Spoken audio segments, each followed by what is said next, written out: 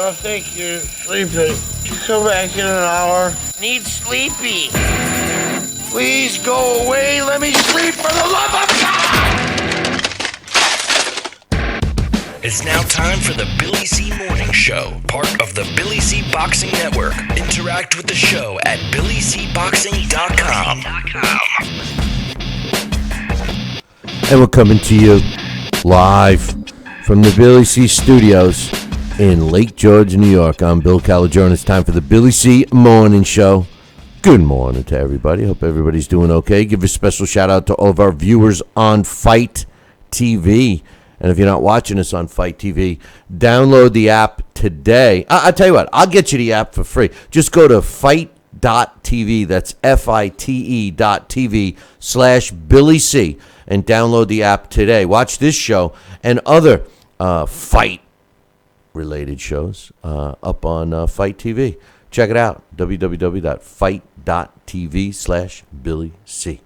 Today's show is being brought to you in part by Sal's Neighborhood Pizzeria and Italian Restaurant located in St. Simons Island, on St. Simons Island. It's like, you want to get on the plane? I want to get in the plane.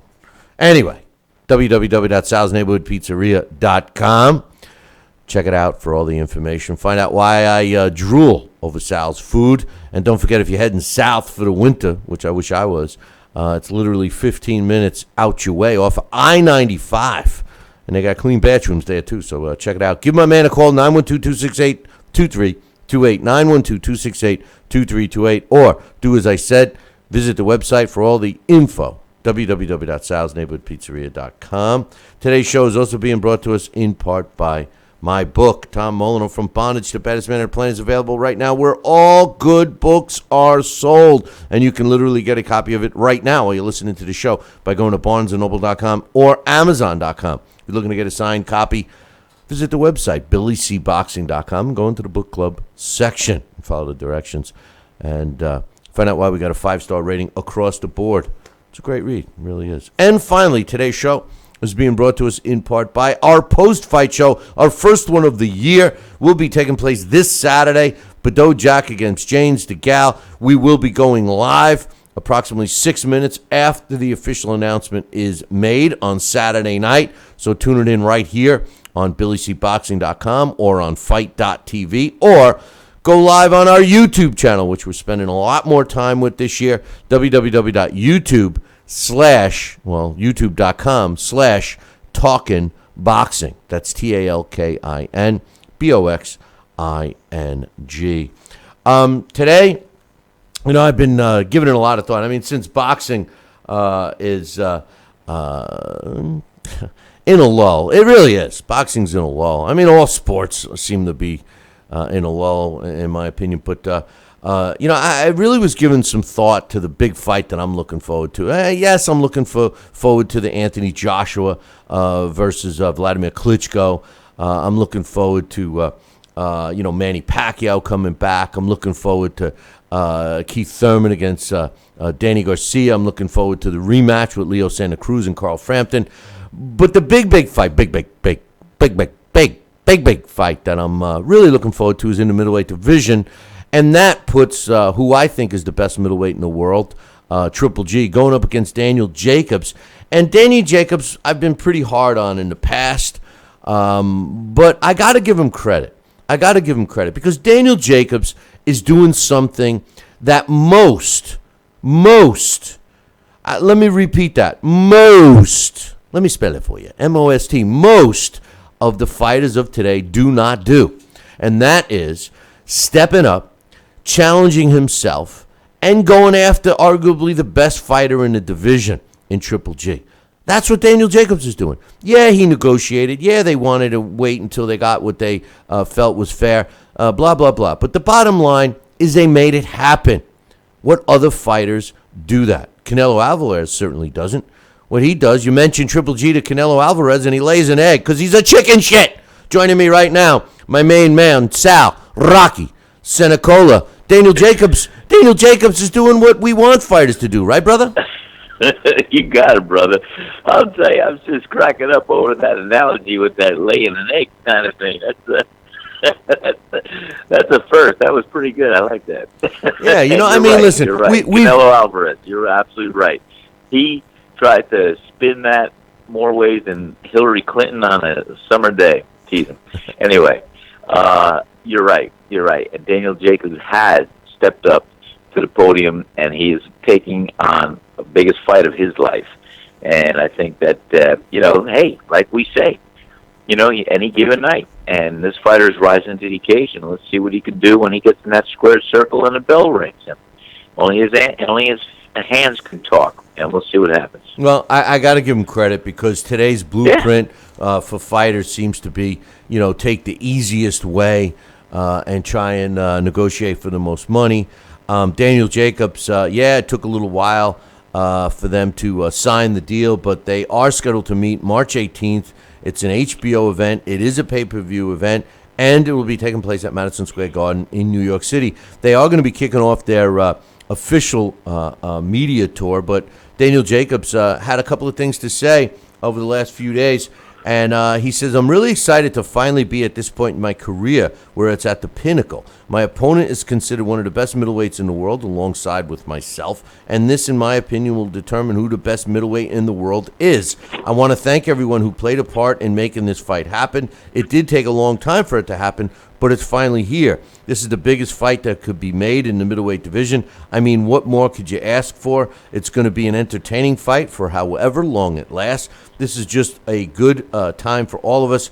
I'm happy that this fight has been made. Whatever it took, I'm grateful, but it's finally here. Now it's time to put up or shut up.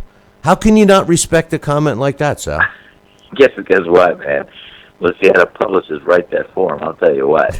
That's true words, and I think I've got to respect it. And that's all a good fight fan wants to see and hear. The best trying to get in there with the best and let their hands do the talking. Listen to you. You sounded like something I would say. He says, you go, unless a publicist wrote that for him. Come on, man. Give the kid credit. I really believe that he's going to try his odds. I give him credit for not being scared. He's not scared. No, but let me tell you, Billy, what you just said. He's not scared, or even afraid. But here's I will tell you, in a fighter's mind and heart, sometimes they do know something that the other fighter or the other opponent's corner doesn't know. So there's a good chance that maybe Daniel Jacobs sees a vulnerability or sees a deficit that he's going to try to capitalize on and make the fight really go and swing in his favor. And let's see, because anything is possible in the fight game. Yeah. So you know what? Maybe he sees a flaw. Maybe they recognize something that they're going to be able to capitalize on, and maybe make this whole night his night. But we'll never know until that night is here. Well, I'll tell you what. I don't know if they see any flaws. I think that because there are no flaws. No flaws. Lack of a better term. But my chinks in the armor or weakness. But my point is, I think Daniel Jacobs, and what I respect about him, to be honest with you, Sal, is I think that Daniel Jacobs looked at himself in the mirror and said, "Hey, you are what you are. You're going to go out there and do what you do, and hope the chips fall in his favor." I mean, that's what I think he's doing. I think his weakest. Listen, he's got 2 weak points. One is his chin. Hey, listen, I've said this many times. Danny Jacobs has extremely fast hands. He's accurate, and he's got some pop. But his weaknesses, he's got 2 big glaring weaknesses in my opinion. One is his chin, and 2 is his trainer, Andre Rozier. I don't know why this guy gets even any accolades, but he seems to. And I think that those 2 things are the biggest weaknesses that Daniel Jacobs has going into the fight with Triple G in March. So we'll get to see what takes place. But he does have a great cut man in his corner. There you go. He does in Captain Rella. But the truth of the matter is, and he's going to need Mike in that corner. But the truth of the matter is he made the fight. He didn't want it to go to purse bid because they didn't want the split that the purse bid would have warranted. But nonetheless, the fight's happening. And one thing I will mention about Triple G, one of the things I admire about Triple G is not only his abilities inside the ring, but his mannerisms outside the ring, and he always seems to focus on a fight. But I got to be honest with you, it seems like he and his team are still focusing more on making a fight with Canelo Alvarez than they are focusing on the Daniel Jacobs fight. I mean, I think that Triple G is going to win this fight by knockout. I don't see it going to the 6th round, but you still can't take Daniel Jacobs lightly. I mean, just watch the fight that he had with Kid Chocolate. No, keep your eye on the prize. You can't take it off there. And the bottom line is his next opponent and his next contest is going to be Daniel Jacobs. So he cannot take away the eye of the tiger and not pay attention to his next opponent. And that would be, and it's proven to have been a mistake for many fighters. We got a couple of emails to read, and don't forget, if you take the time to drop us an email, Billy@TalkinBoxing, TalkinBoxing.com. We'll take the time to read it on air. This first one is from my man Angel from Madison, Wisconsin. He says, "Hola, Senor C. What's it going to take for Canelo to fight Triple G? Is Golden Boy just holding on to him in the hopes that the night, in hopes to fight Triple G at all? You guys got to take a little more time in writing your emails, because anyway." He says, "What I don't get is that De La Hoya fought the best with no questions asked, but now that he happens to be a promoter, it looks like he's now playing a typical promoter role. Keep it safe, avoid risks." And it's too bad, because it makes me think bad of him. De La Hoya feared no one as a boxer, but now he fears negotiating a mega fight. I don't know.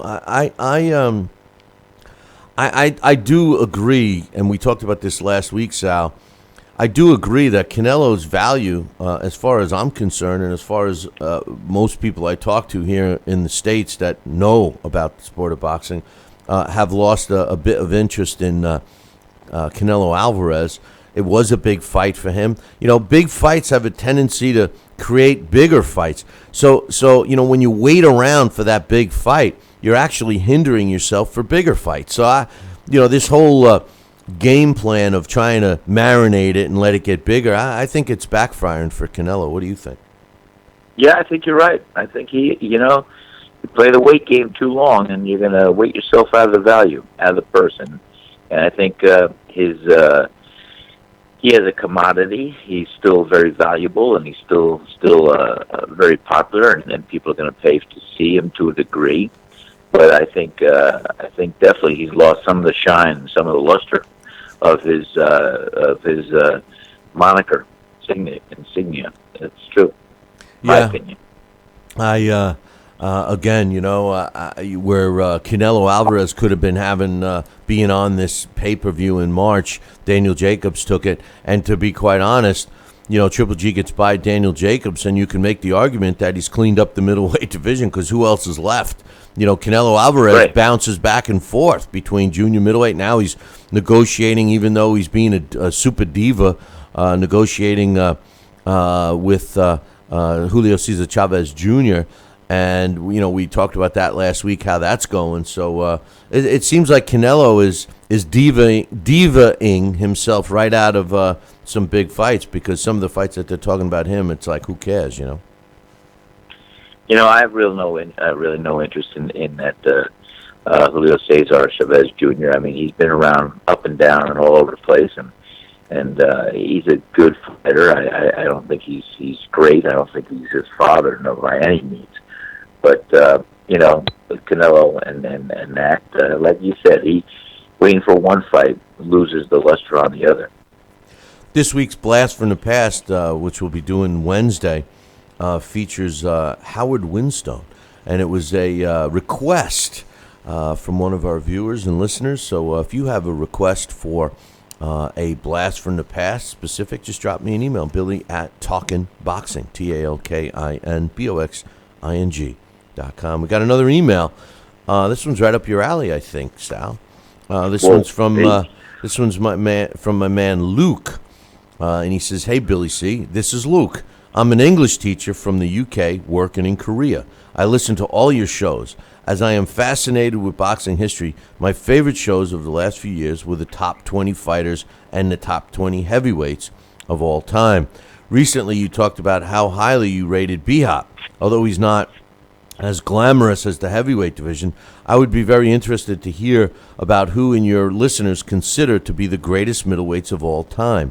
It's an extremely deep division, so Zale and Lamada just missed out, but here are my top 10. This is Luke saying that they just missed out.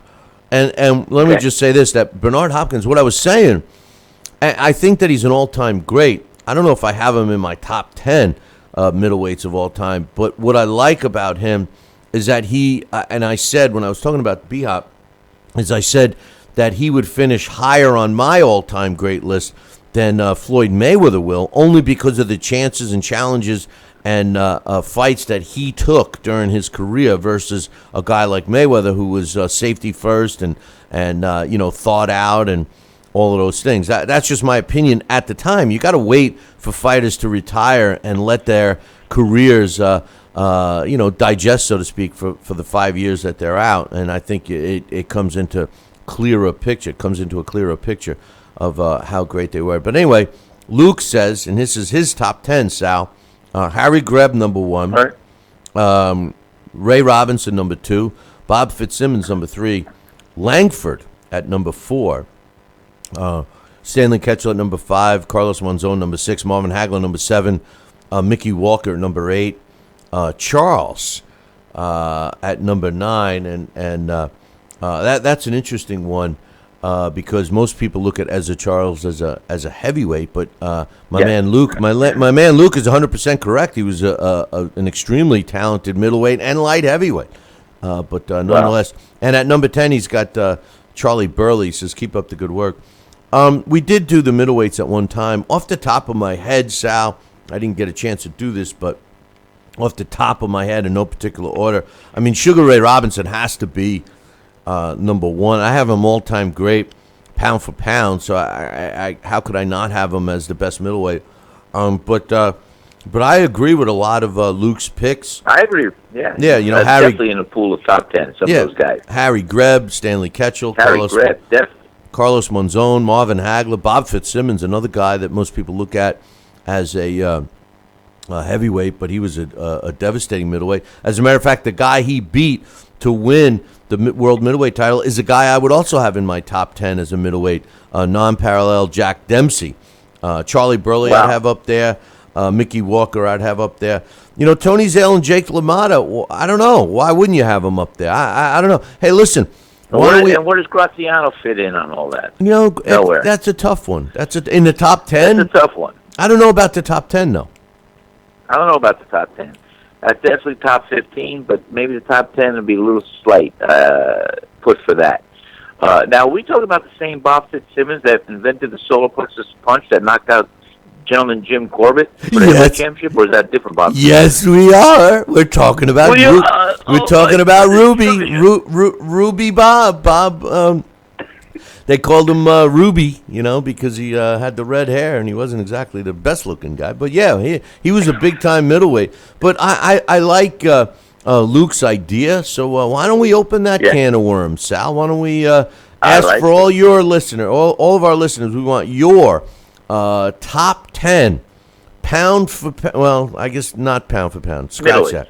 Top 10 world middleweight all-time great list. Email them to me, Billy@TalkinBoxing. That's TalkinBoxing.com. They can be any era. Who do you think are the best all-time great middleweights? Good one from my man Luke. Billy, could I ask a question? No. Just in your opinion. I'd like to, one of my early professional trainers when I was at Gleason's Gym, and Ira Becker was the owner of Gleason's Gym at the time, and I had a trainer that Ira Becker put into my corner, and we kind of gelled, and he trained me and brought me to my professional debut with top rank Bob Arum, and he was a trainer who was a cagey fighter back when, and he taught me a lot of defensive moves and a lot of slipping and defense, and I spent years with this fighter, this trainer, and he fought who did he fought? Chalky Wright, Bo Jack. He fought a lot of champions, and he fought for the title. His name was Ali Stoltz. Do you remember Ali Stoltz? Yeah, I remember the name 100%. Yes. Yeah, he was my trainer, for many years. Yeah, I remember you telling me that. Yeah, Now, did he ever work? Did Ali Stoltz ever work with Marciano? I think he may have done a little bit. But Ali Stoltz was a real cagey fighter back 150 years ago or so. I'm not sure. And yeah, he was Bruce. I remember Bruce, who was the current owner of the gym, I think, was also involved with that.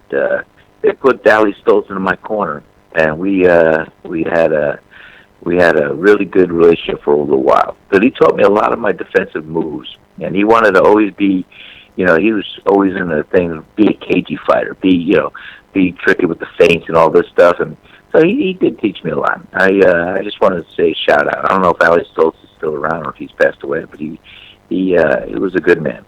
Good. Yeah. Well, I don't think he's with us anymore, but anyway, they're really talking about Bob Arum was on record yesterday as saying that they've pretty much all agreed. Team Manny Pacquiao has agreed that they're willing to fight Jeff Horn coming in April, and it may even take place in Australia. According to Bob Arum, he said, and I quote, "Manny has seen some of Jeff Horn's previous fights. We've shown him the tapes. Manny thinks Jeff is a very live fighter. In a sense, he's a come-ahead guy and says it would be a tremendous fight and a good challenge for him. Manny said he's on board for this fight. We're all really excited."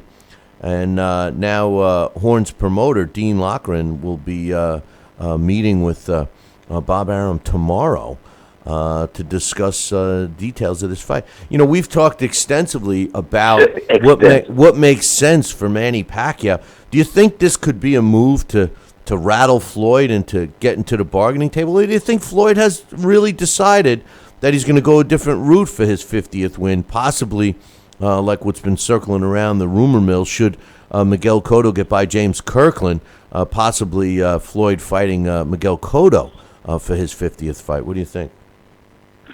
I don't know. I think they should just, like I said, Manny Pacquiao. What does he have to prove? Who do we want him to fight? Now, the night in my restaurant when we watched that Pacquiao Mayweather fight, I swore up and down, left and right, I would never pay to see a rematch. But putting my foot in my mouth, that's probably the only Manny Pacquiao fight I really care to see. And you know what? Even based on my words, it's going to be the same result because Mayweather is going to beat him again.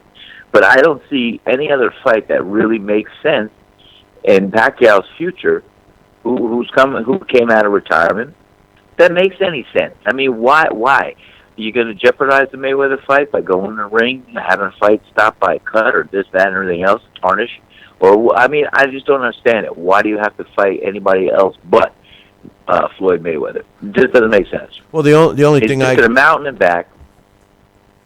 Well, the only credit I give Manny is that he's actually fighting relevant fighters that are, climbing the ranks now, something that Floyd has not done in his, more recent fights, I guess. But I mean, is he waiting for the public to force the fight or what? I don't know. The bottom line is, though, I know that, you know that, and Manny has always faced the best opposition that he could get in the ring with, and we know that he's got the goulions to do it. But the bottom line is, maybe Floyd really is retired. Maybe he is really focusing on his promotional company. Because did you hear the latest?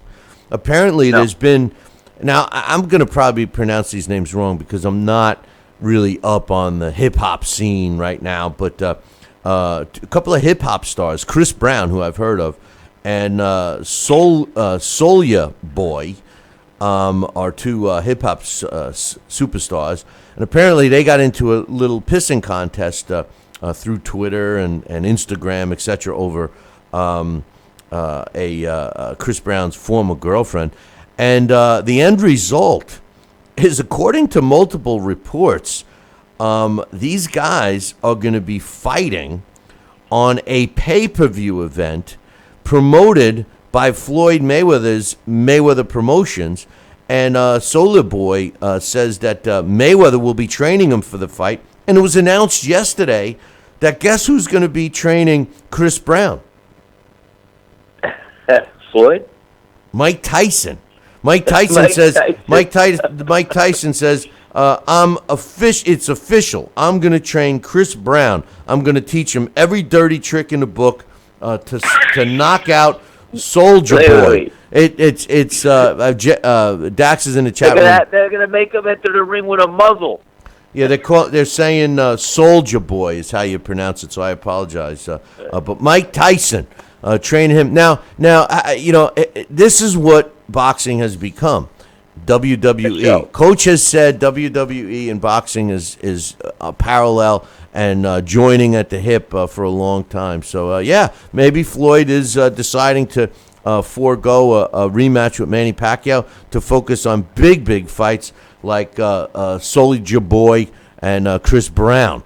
So take that for what it's worth. Hey, I got to update everybody in the football world, Sal. And, please! I'm still reeling from my loss. All right. Well, let's get to it anyway. In the NFL, we had wild card weekend.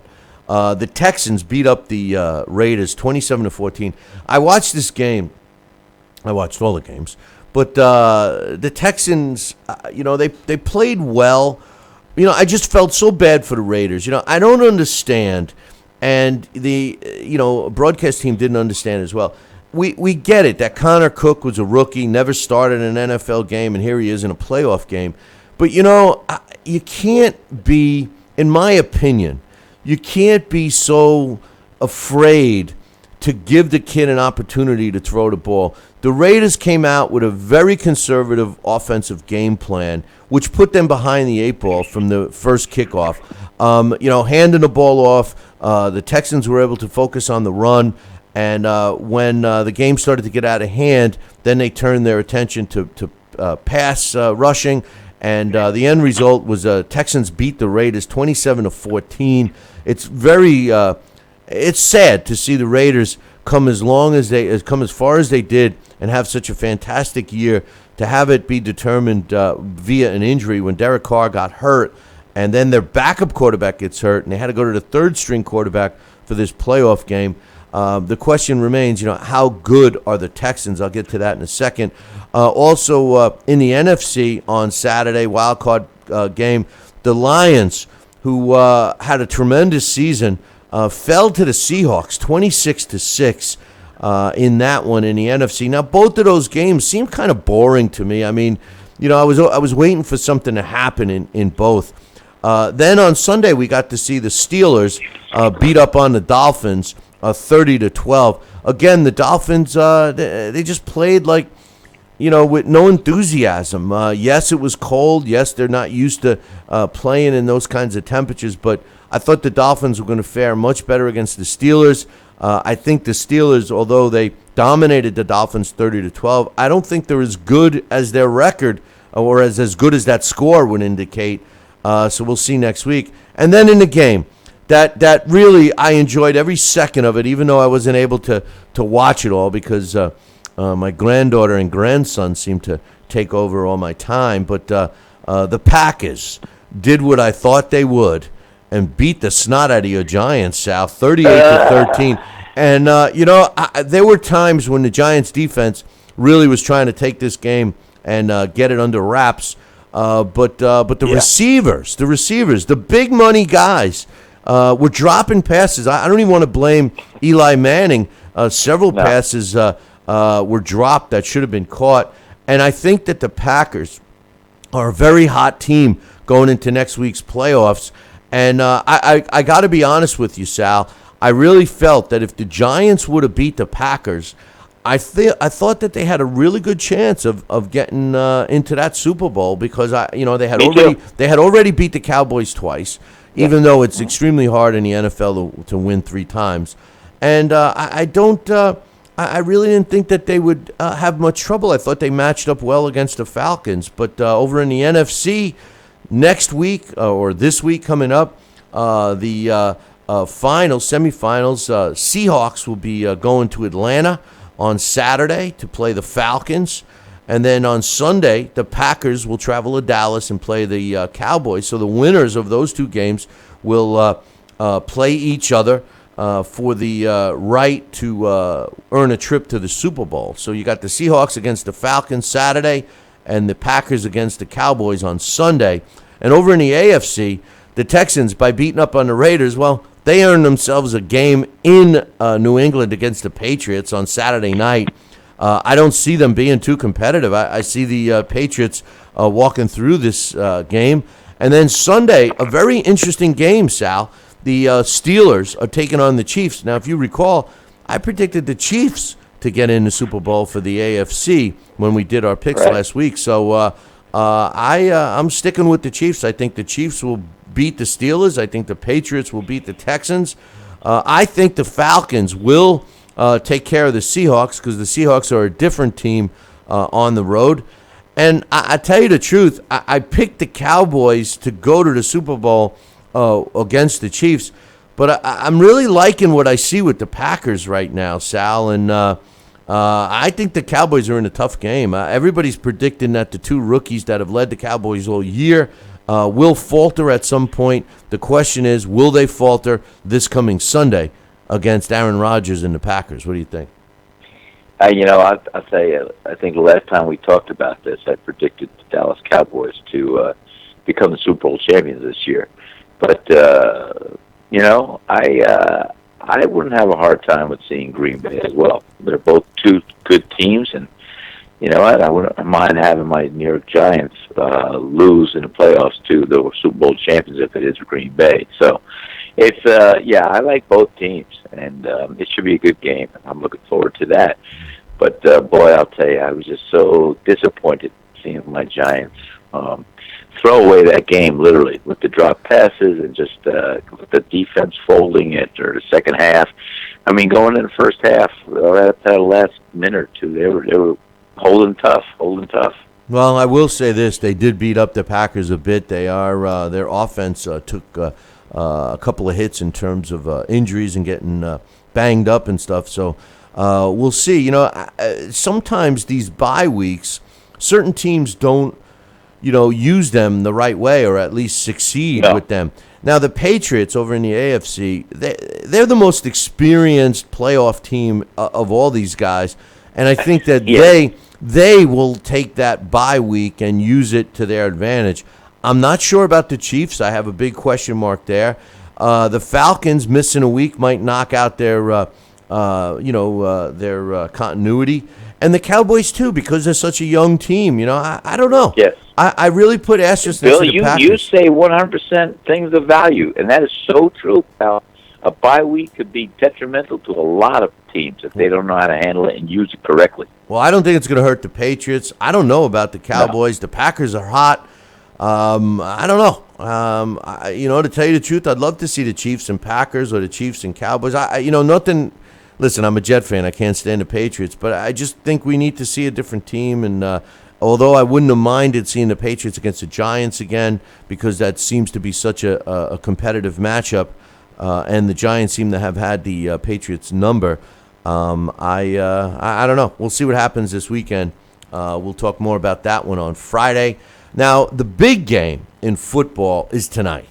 The BCS game. It's the national championship. It's taking place in Tampa. It starts at 8 p.m. It puts the number 2 Clemson Tigers, who had a 13-1 season this year, up against the number 1 Alabama Crimson Tide, who happens to be my team, who was undefeated this season, 14-0. If you recall, this is a rematch of last year's BCS Championship game, which turned out to be a high-scoring affair, and Alabama won it at the end. And, Alabama right now going into this game is a favorite by minus 6.5 points, so you got to lay 6.5 to pick Alabama. They do have a total on this game of 51. I don't know what's going to happen between now and kickoff. But I love the game, and I happen to be a Clemson Tiger fan. But here's how I see this game going. I think that Clemson Tigers have the ability to beat Alabama. Yes, I said it. They do. And the reason the reason why I think they do is because they're an offensive-minded team with a solid defense. They have a lot of team speed. They have a fantastic quarterback, and they have a coach and a staff and a coaching staff that like to roll the dice and take some gambles, which will keep Alabama on their toes. Alabama is a blue collar, bring your lunch pail to work kind of a team, and I think the unordinary, the out of the box thinking and plays seem to rattle Alabama a little bit. I think Clemson could win this game. I think if Clemson jumps out to an early lead and can get ahead by 3 touchdowns, you see, Alabama has fallen behind many times during this season, but that doesn't bother them. To be down a touchdown or even 10 points going into the second half, Alabama feels they got you right where they want you, because Alabama's defense is so stifling. They can come back and really wear down a team. So I think the trick here for Clemson to win this game is to jump out to maybe a 2 or 3 touchdown lead. Easier said than done. But if they can do that and make Alabama play catch up, because their quarterback, Jalen Hurts, who can run pretty much, I'd try to force him to throw the ball, which he's not the greatest at. So if the Alabama Crimson Tide falls behind going into the second half, you may change their game plan. Keep in mind that Lane Kiffin is not the offensive coordinator for this game. He took a job, and Nick Saban released him, so they have a first-time starting play caller for Alabama, which may be a problem for Jalen Hurts. I don't know. But I'm officially picking my team, the Alabama Crimson Tide, to win a close, hard-fought game. I think that this game is not going to be a high-scoring affair like it was last year. I think that the defenses of both teams are going to keep the game in check. And as the game goes on, Alabama does what they do best. They wear down their teams, their opponents, and they come and play very strong in the second half. That's what I'm looking forward to in this game. I can't wait for the first kickoff. Are you going to be able to watch this one, Sal? I'm going to try my best. I think I have play rehearsal. I'm in a play. We open up this Friday night.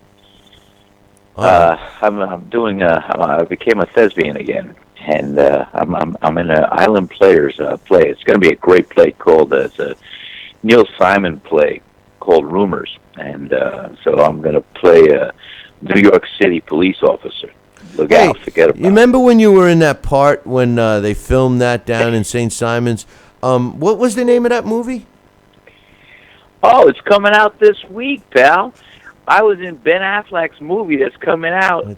It's called Live by Night. Yeah, that looks like out in theaters next week. I'm so excited about it. I had a chance to work with Ben and all the stars from that movie last year, and he cast me as a role as Lou Arimo, and I was a wise guy, and I get whacked. It's a great scene. You can see me on the trailer for a split second. I might have 2 seconds of the whole movie, but it's great. Great 2 seconds. Well, I tell you, it looks like a really good movie, and I'm looking forward to. Oh, it's going to be good winning. And we had an Academy Award-winning director direct me on the scene, and I'll tell you, I was so excited. It's just a great thing. And I'll tell you, I'm excited. When I first, Kayla was the one that spotted my face in the trailer. I didn't even see it, and sure enough, I'm in one of those old 1920 cars, and I turn, there's a gun in my face, and boom, I got 3 shots, and boy, it's a good. Well, that died very well. I think that you're going to be typecast now. Anytime they need to kill somebody, they're going to pick Sal for the guy to get. Well, it's so funny you should say that, because a month later after that film, I did a short film up in Savannah, and again, I was cast as a wise guy, and they wanted me to turn. The FBI wanted me to turn against the mob, and I refused to do it. And I got shot, but I didn't die. I was in the hospital, but it was pretty neat. Well, we got a couple of big fights this weekend. We're going to be kicking off our post-fight show series Saturday night after the Badeau Jack and James DeGale fight, and I'm really looking forward to that. And we'll be talking about that later in the week. But joining us now, Sal, is my man Dax Khan. What's up, Dax? Dax, hey man. Doing today? I'm trying to stay warm, man. Trying to stay warm. I was just thinking that. I was going to say, you know what? Are you as cold as I am down here, man? Because it's freezing. I can't take it. Although it's supposed to warm up into the high 30s by the weekend, but listen. When you're jumping for joy when it's going to hit 36, you know it's been cold, right? There's an issue, right? Right. I was at one of the games the other day. I forget which one it was.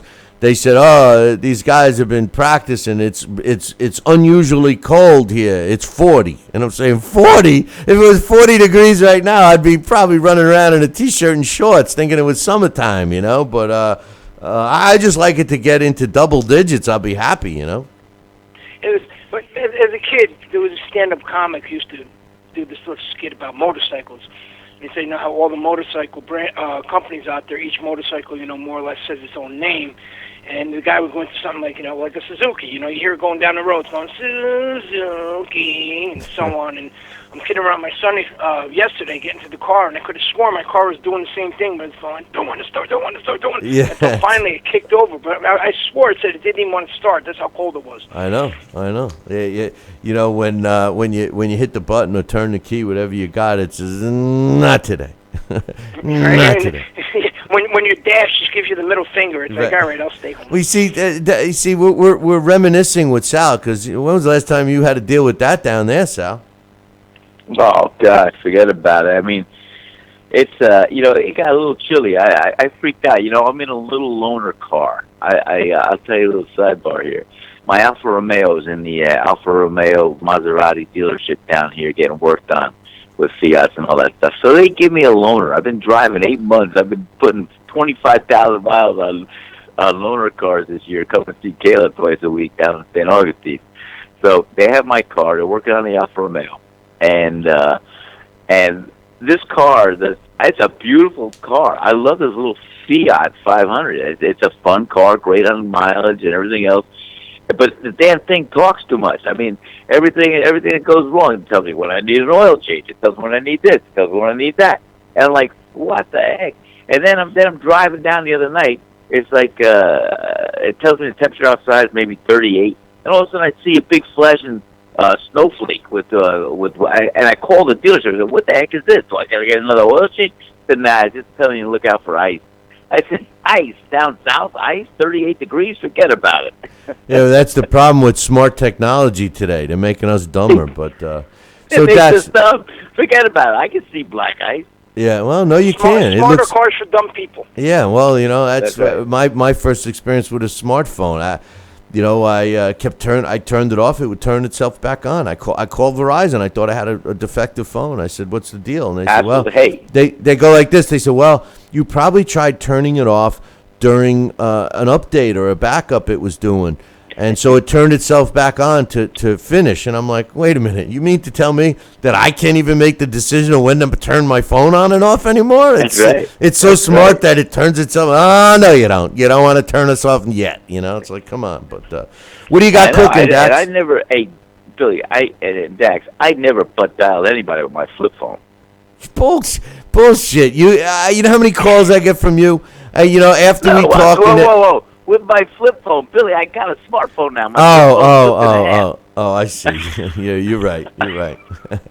So what do you got cooking for us, Dax? I've been butt dialing you with my iPhone. Anyway, today's topics. I totally agree with the statement that was made earlier that maybe Daniel Jacobs might see something in Triple G where he feels he can capitalize on. And as you stated, he looked at himself in the mirror. He said, "You know what? This is what I am. This is what I got. I'm gonna take my shot." I think back to the Peter Quillen fight. Even though Quillen is nowhere near the caliber of a Triple G, But, Daniel Jacobs went into that fight like we never seen him go into fights in the past. He jumped on Quillen. They realized that, Quillen is a slow starter. He more or less wears guys down, so he came in, prepared. So I do believe Daniel Jacobs is really going to make the best of this fight. He might even make, a better showing of himself than most are giving him credit for. But with that being said, the other day, I came across some footage of Triple G, who hasn't even really entered his camp yet, but he's always staying in shape, and the body on him is like we've never seen before. He's almost like a Manny Pacquiao type defined, and he was throwing these fast, rapid-fire combinations. Something that, Triple G is more of a guy who walks you down and, looks for the openings. So, this is definitely going to be an exciting fight. It's going to be a short fight. But we have to give the WBA a little bit of credit here because, with the purse bid, they insisted on this fight. As much as we're down on the WBA, we have to say, you know what, they're making this happen. So hopefully that's just a sign that they really are going to help clean up, their titles for 2016. I got a question. The fact that Al Heyman wasn't able to get what Danny Jacobs wanted, is that maybe a sign that Al Heyman doesn't have the negotiating power that people think? Well, first of all, I just want to make a couple comments. Number one, I think that Sal had said earlier that, maybe Daniel Jacobs sees something to capitalize on against Triple G, but I kind of disagree. I don't know if there's anything about Triple G, at least in my non-professional fighter eyes. I don't see, but what I do see is Daniel Jacobs saying, like you said, Dax, I am what I am. I'm going to do the best I can, and I think that his game plan is going to be similar to his game plan with Kid Chocolate. I think he is going to try to jump all over Triple G and catch him flat a little bit. That's his big chance. In my opinion, anyway, and as far as Triple G, as far as Al Heyman, remember that purse bid was not in Daniel Jacobs' favor at all. Daniel Jacobs, regardless of what the purse bid would have been, he would have only gotten 25%. Now, he was shooting. Right. But prior to that is what I'm stating. The fact that Al Heyman wasn't able to get the deal that Danny Jacobs wanted. Well, Daniel Jacobs wanted a 50-50 split. And Daniel Jacobs also wanted substantially more money. Now, if you recall, before it went to purse bid, or before it was going to go to purse bid, Triple G had offered Daniel Jacobs $1.9 million, in which they turned down. It's been reported that he's being guaranteed $2.9 million for this fight, and as far as the split, that has not been mentioned what it is. Rumor has it that he's getting about 40% of what Triple G is getting. So either way, financially, I think Daniel Jacobs made out okay. I think, wow, kudos to his negotiation power. Actually, make it out better than what he originally asked for. But like I said, again, my hint towards that was, if Al Heyman, why weren't they able to get that deal that they originally stated that they wanted? And why did it even go and get delayed this far? I'm starting to think about some of the other guys in that stable, in particular Deontay Wilder, as the heavyweight division picks up. How much longer will Deontay Wilder be able to continue fighting guys like Warzik, Areola, or even an Arthur Spilka before, Al Heyman can't keep these fights here down in Alabama for him anymore, and Deontay Wilder has to go overseas.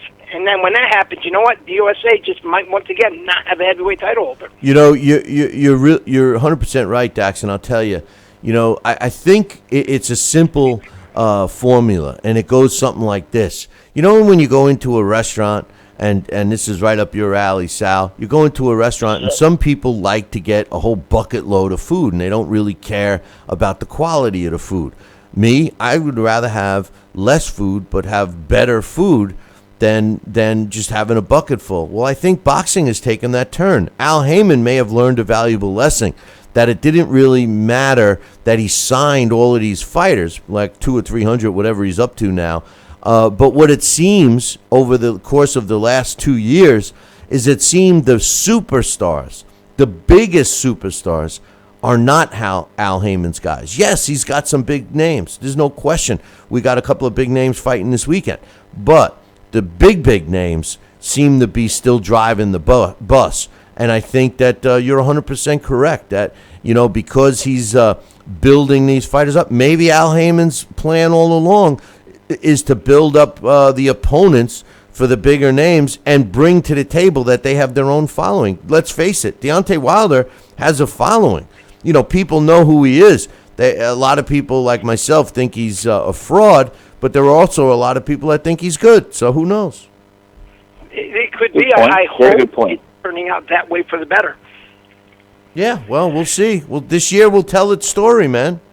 And Bob Arum, his recent comments about, you spoke about earlier with Manny Pacquiao and Jeff Horn. Bob Arum, within the last few days, he made these comments about Terrence Crawford and Manny Pacquiao, and that showdown that's been being spoken about. And people were saying, whether it's from Manny Pacquiao's camp, those around him, that Terrence Crawford was demanding, I think, $7 million to fight Pacquiao. At the time, it just wasn't doable. Arum says that, Crawford never made no such demands. So was Arum lying today? Is he telling the truth tomorrow, or was he telling the truth then? Is he lying today? Yeah. How can you believe a guy that even makes a statement like, I was lying yesterday, but I'm telling the truth today? You know what I mean? Come on. Pinocchio, the Pinocchio Award. That's right. That's right.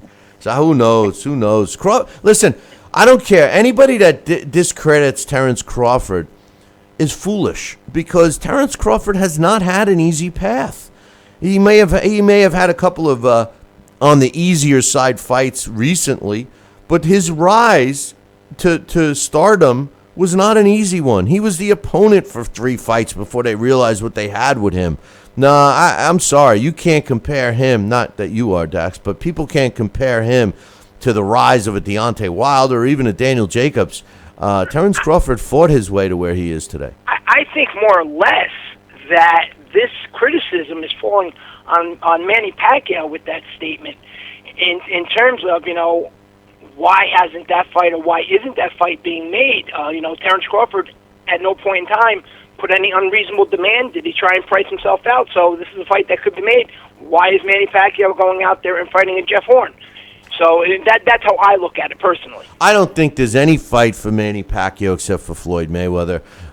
Really, I mean, unless Manny Pacquiao, stood up on the podium and said, "Hey, I'm going to continue my career for 3 more years," then I could see him, fighting the young guns and maintaining, a top spot. But by doing a farewell tour and picking some young guns, it makes no financial sense. It makes no sense for his legacy. It makes no sense. It's a stupid business move, in my opinion.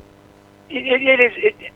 This is a time where Manny Pacquiao should just get a decent guy, not a layup, but a decent name opponent where people won't really roll their eyes too much, but, is recognizable by the mainstream, and then ride off into the sunset and call it a day. Definitely, you're speaking about Soulja Boy versus Chris Brown, the pay-per-view. Supposedly it's going to be a charity event. Nobody knows. I agree. Very TMZ-like. In fact, I think TMZ was the one who broke the story. This reminds me very much of Danny Bonaducci against Barry Williams. At least with that, we had the long-term build-up of the Partridge Family versus the Bradys. A lot of people wanted to see that fight. Then we got Todd Mad Dog Bridge. He went in there against Vanilla Bipolar Ice. I think that's what it was billed.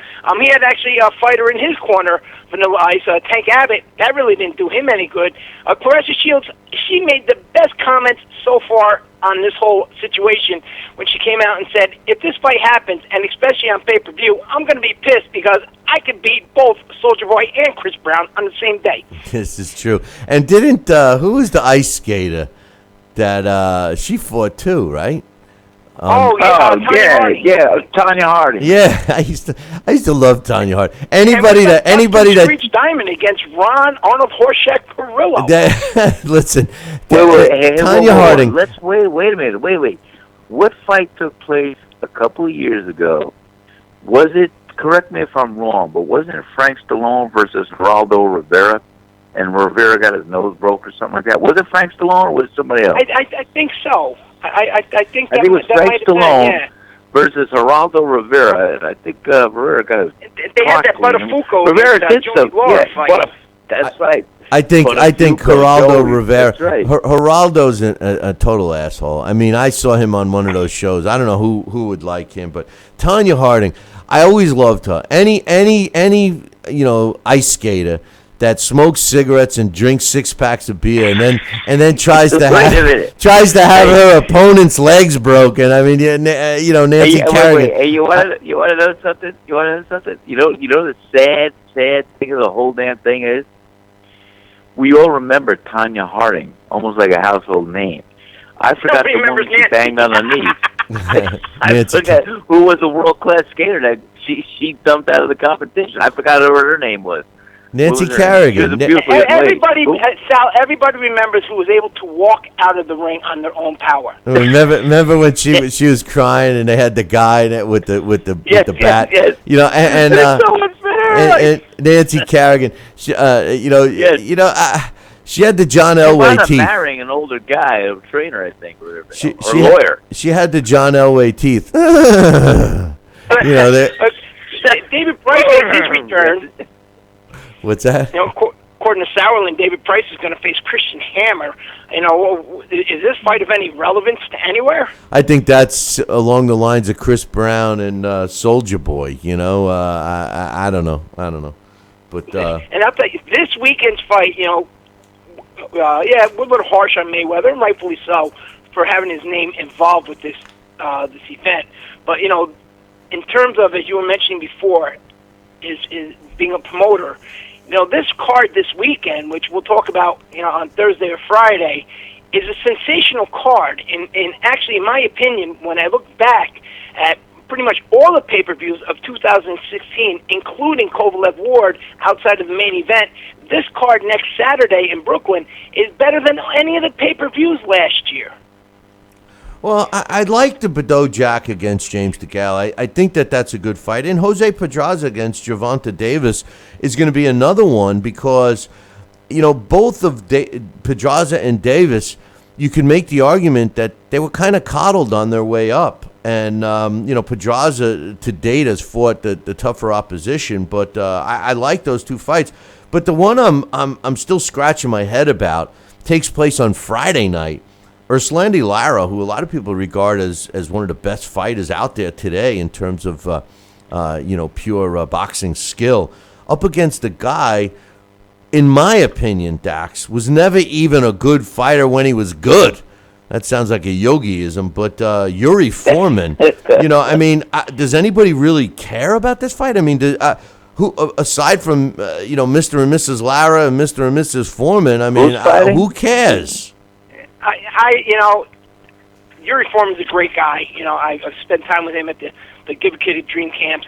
But you're 100%. Even when he was the champion, the WBA 154-pound champion, he was never sensational. What he might, talking about legs, what he might be most remembered for is the fact that he actually went into the ring with a leg brace on to defend his title against Miguel Cotto. Exactly how he was placed into this situation to fight for a title is beyond me. Urslandi Lara, I'm sorry, he has all the talent in the world, but I'm also starting to believe a lot of the stuff that comes out of his mouth is talk, because he has called out every single fighter that comes across the television screen, that comes across the social media feed, and he's not getting any of the fights. Urslandi, as talented as you are, you're not a fearful, scary fighter. You're not a Terry Norris. You're not a Mike Tyson. Just for example. So I find it hard to believe none of these guys will accept your challenge. You have a world title, and so there's something that you bring to the table. So I really have lost a lot of faith in that. And I just think Urslandi Lara, he doesn't quite fit the Guillermo Rigondeaux issue in where he's so good that people really don't want to risk going in against him. Yeah, but this fight is really disappointing. But you know what, though, Dax? Urslandi Lara is the type of fighter that makes all fighters look bad. So maybe that it's similar to, not that I'm comparing him with Charlie Burley, but it's similar to the way Charlie Burley's career went. People didn't want to fight him, not only because they were fearful that they would lose, but also that he makes even good fighters look bad. And Urslandi Lara has been in with some tough fighters. losing controversial decisions, and I could see why he's frustrated trying to call fighters out. No, he's not a guy that people are racing to fight, not because they're scared that he's going to knock him out, but they're scared that he may not let them, make him look too good. But you know what? If you're an already marketable guy and you have a following, Erislandy Lara is a known fighter, and people understand what he brings. So if you lose to him, you're losing to a guy that is a world caliber fighter. The worst you're going to get is it was a boring fight, and if you beat him, a lot of people are going to say, you know what, he wasn't that good. So I understand what you're saying, but on the other hand, it's really not that much of a lose-lose situation. So, Lara, there's some guys I do agree that aren't taking the fight because it could be a lose-lose situation, but all these guys that he's called out, I think he's called out guys all the way up to 168 pounds. They're not all avoiding him. So enough is enough already. Well, bottom line, the Bado-Jack James DeGale fight this weekend should be kicking off our 2017 season officially, because up to this point we've had nothing to really talk about. There was a cruiserweight fight this past weekend that every ringside account said these guys weren't even punching each other. I mean, it's a shame. So hopefully DeGale and Jack will set the table for us for 2017. The combined resumes of those fighters on that card, Bill, is 264, 23, and 8 is the combined resume. Are you kidding me? Are you kidding me? With 149 knockouts amongst them.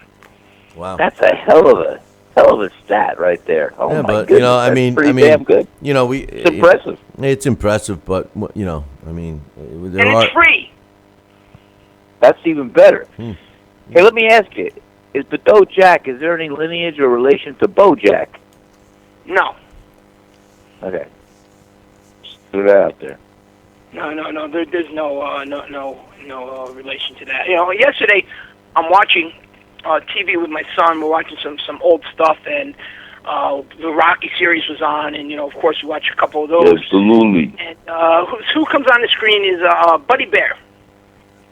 Buddy Bear. One of the old TV shows. And I'm telling my son about how Buddy was a fighter and his brother was the world champion, explaining, because he's watched Cinderella Man with me.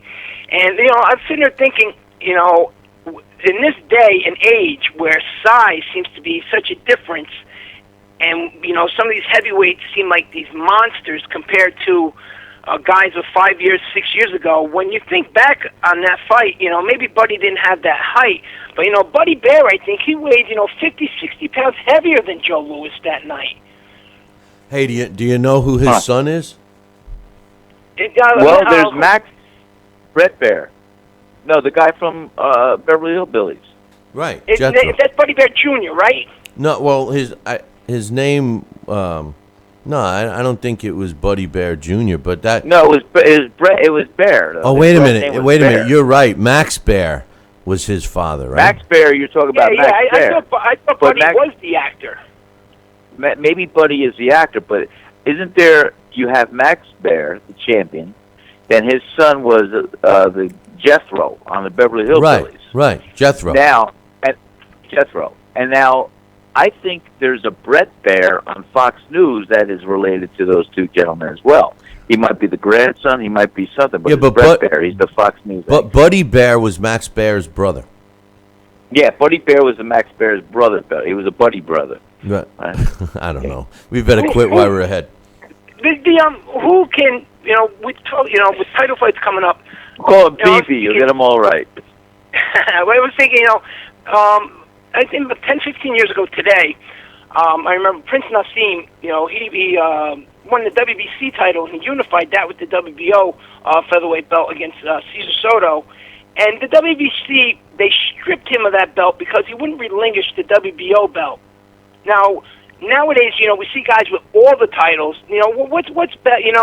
Do you think maybe, in truth, we're having a little bit of progression where guys are allowed to hold titles from other sanctioning organizations, and it is kind of allowing the divisions to condense a little with one unified champion as to every single sanctioning body saying, you know what, you can only hold our title or no title. Yeah, but what they've done is they actually all figured out a way that they could make more money. They created the super titles, the super heavyweight title, the super middleweight title, Yeah. or the diamond-studded one.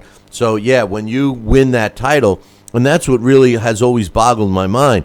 If you take the Triple G and Daniel Jacobs fight, for example, Triple G is considered the middleweight super champion, but he had to wait in line to fight for the title he used to have, which was the WBA's regular middleweight champion.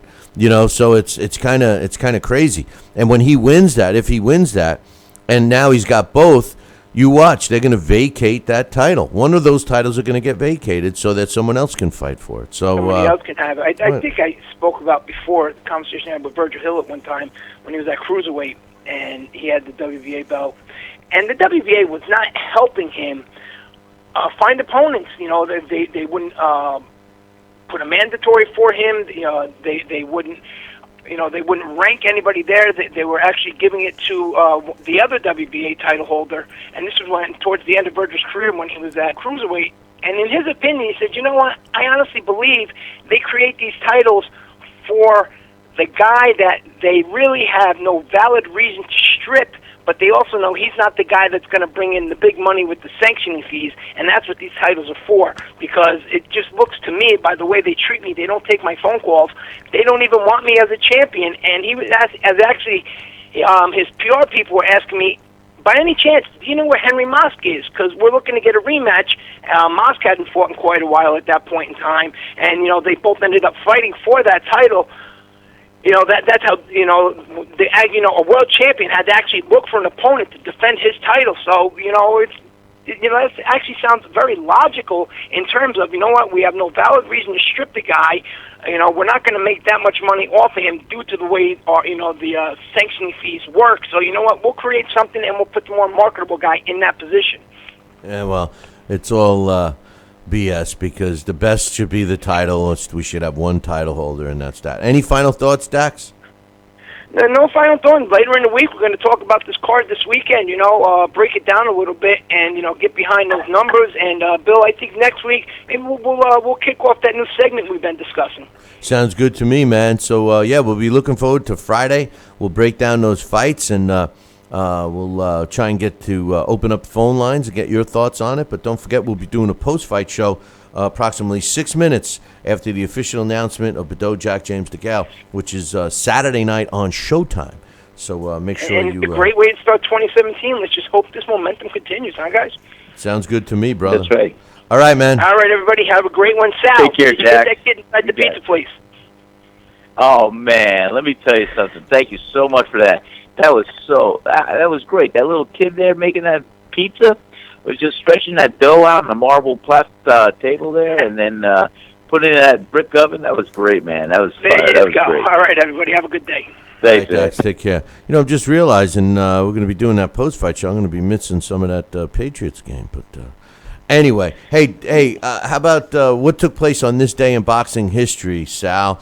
How about on this day, January 9th, in 1923, Lou Bogash knocks out Charlie Nashert in the 11th round to win the vacant New York World Middleweight title. Took place in New York City. On this day in 1900, Terry McGovern knocks out George Dixon in the 9th round to win the World Featherweight title. And that also took place in New York City. On this day, January 9th, in 1917, Pete Herman wins a 20-round decision over Kid Williams to win the World Bantamweight title, and that took place in New Orleans. On this day in 1999, Sugar Shane Mosley knocks out Golden Johnson in the 7th round to retain his IBF World Lightweight title. It took place in Florida. And for all you young fans that didn't get a chance to see Sugar Shane at the lightweight division, that was really the best Sugar Shane Mosley, Hall of Fame Sugar Shane Mosley. Go back and watch some of those tapes on him. On this day, January 9th in 1999, on the same card, Roy Jones Jr. knocks out Richard Frazier in the 2nd round to retain his WBC and WBA World Light Heavyweight titles. And finally, on this day, January 9th, just like Dax was talking about, Joe Louis knocks out Buddy Bear with 4 seconds left in the very first round to retain his World Heavyweight title, and that took place at Madison Square Garden in New York City. Hey, Sal, don't forget Wednesday we're doing a blast from the past on Howard Winstone. So make sure you, and that was a request from a listener, so make sure you guys tune in for that. And I'm going to try to warm up a little bit today, Sal, and I'll be looking forward to your thoughts on Wednesday, and then we got Friday to think about. This week's going to be over before you know it. I'll tell you, it's already a week closer to February. I can't believe it. You got it. But And time we got flies. a lot going on. Time flies, my man. Well, listen, you enjoy that warm weather down there, and if I could send you any of the cold weather from up here down there, I would. So, but anyway, my man, we might as well leave all of the listeners with this. Hey, listen, don't forget to tune in Wednesday morning. Same bat time, same bat channel. Until then, ciao, baby.